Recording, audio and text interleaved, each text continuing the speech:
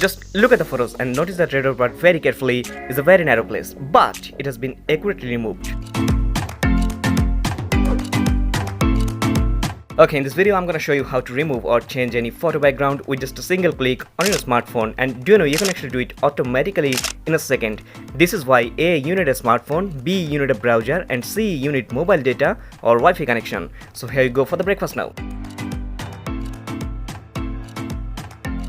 Alright, open a browser that you wanna use for this purpose, then click on the search bar, type remove.bg and search, and now hit upload image and select the photo which background you wanna remove, and then click on done right up there. That's enough. The website has successfully removed its background. Now you can download the image, which will be saved as a PNG file. Besides, if you want, you can put this downloaded photo on a background, and if you can place it in a perfect way, a completely new image will be innovated. And if you are enjoying this video, a sub to the channel would be exhilarating.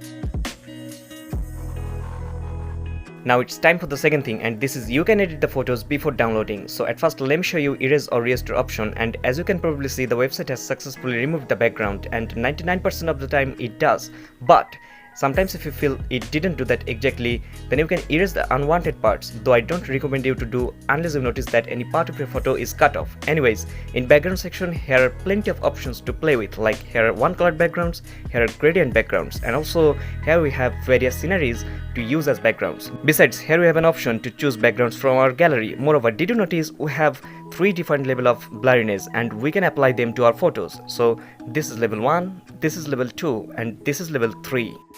Alright, this is the final image. To save this image, we have to click on the download icon,